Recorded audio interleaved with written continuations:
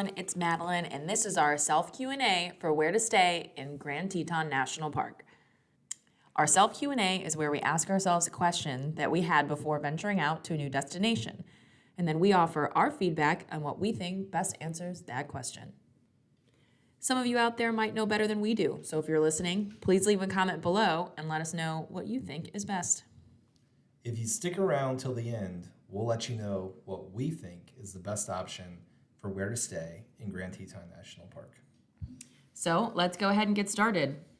Where to stay in Grand Teton National Park? Well, let's start within the park. And that's not where we stayed, but it's an option we looked at. There is some lodging provided by the National Park Service. You have to book that pretty far in advance, and it's pretty pricey. Now, Jackson Hole itself and the whole Grand Teton National Park area is kind of a $4 sign, kind of. If you had to go to Yelp and hit sort by dollar signs, it would be the highest dollar sign type area.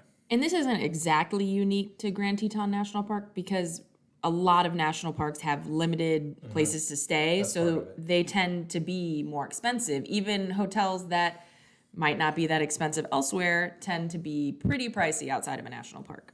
Yeah, you're paying for the location. And so with that said, camping is your best bang for your buck option. And there are a number of campgrounds within the park. And we did some research on that, but we, quite frankly, didn't want to lug all our camping gear across the country. Knowing that at various points in times we would have to stay at hotels. Now, if you have an RV, go for it. That's true. That We don't have an changes the RV. game. We don't have an RV. We have a tent. Yeah, and if you were staying within the park, an RV would definitely be a game changer, but we don't have one of those. And hey, if you camped in a tent in Grand Teton National Park, leave a comment below and let us know about it because we think you're pretty brave. And we might be camping in the future, so that would be helpful for us to know which campground to stay at. But we ended up staying in Jackson Hole. Now, we found a great deal on a overnight rental in Jackson Hole for an entire week, which is really what swung it in our favor. And it was kind of a newer rental that they just remodeled, so they were getting it up, and I think the price was a little lower because they wanted to get it rented out right away.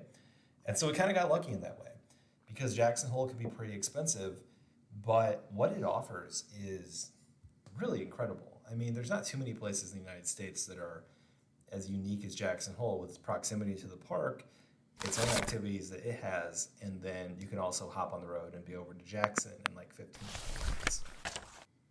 Yeah, you really feel like you're in the park. And I know some people will make the argument to stay in Jackson, and we kind of split the difference to be a little bit closer to the park because Jackson Hole is probably 20 minutes to the park entrance, and it's probably 20 minutes from Jackson. So well, it's not even 20 minutes to park. I mean, it's 5 minutes to that Moose Wilson Road, right?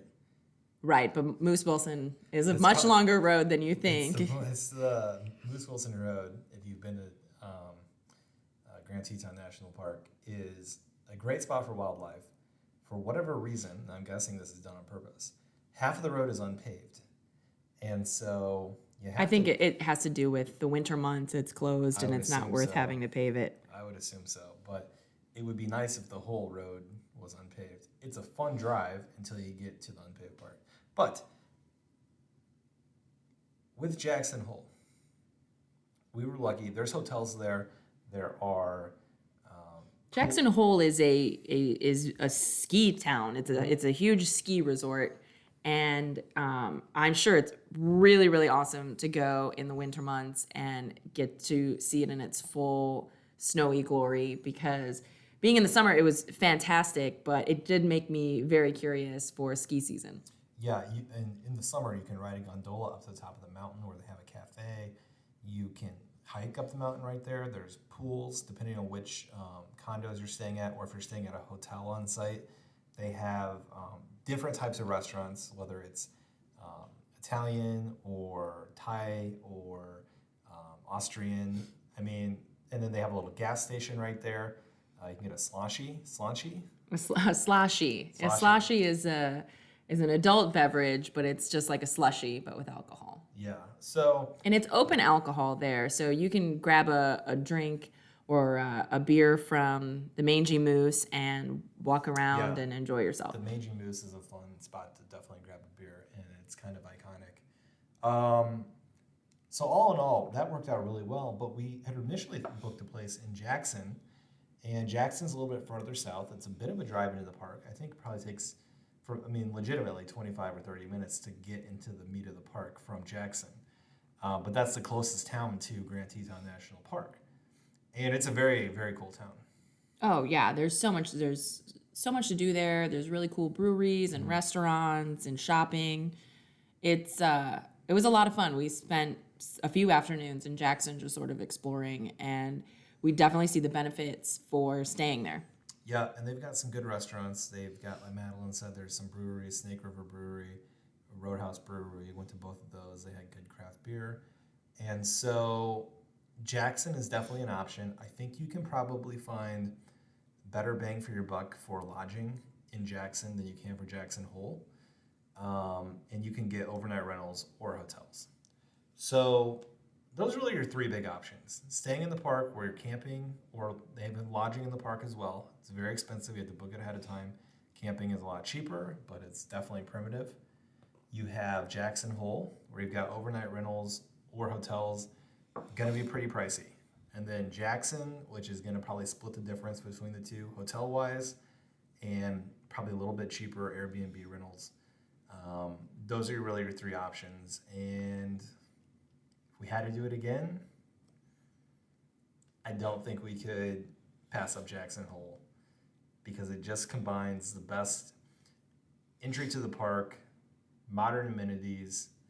You're not really roughing, you're luxury roughing it. And since we stayed we were there for about a week, we did stay in a condo, so we felt like we were kind of living there. So it also is the experience that we wanted to have.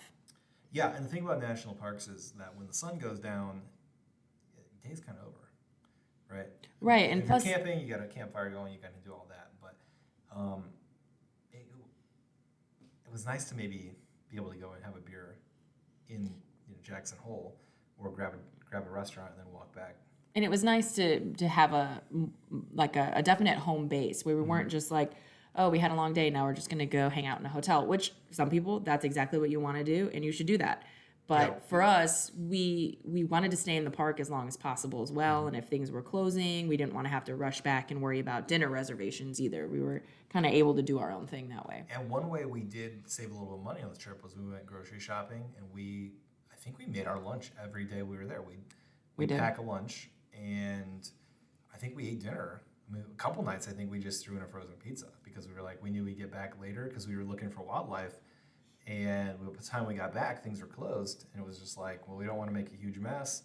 Just throw in a frozen pizza. So we actually probably ended up saving a little bit of money on food costs because we weren't trying to eat out 3 times a day. Right. And again, it's really up to you the kind of trip that you want to have. If you want to go and hike and then sort of have a spa night at your hotel and relax that way, then go for it. If you want to hike all day and then go camp at night and kind of rough it and feel at one with nature, you can do that. If you want to have a little more apartment life and see how does it feel to live here for an extended period of time, you can do that as well. So there's a lot of options for staying around Grand Teton.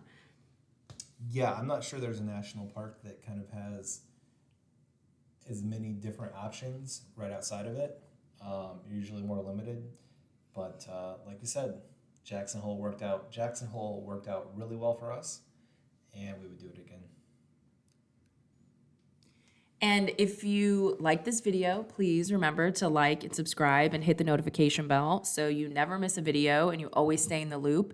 If you want to see more from our trip to the Grand Tetons, be sure to check out the other videos on our channel now.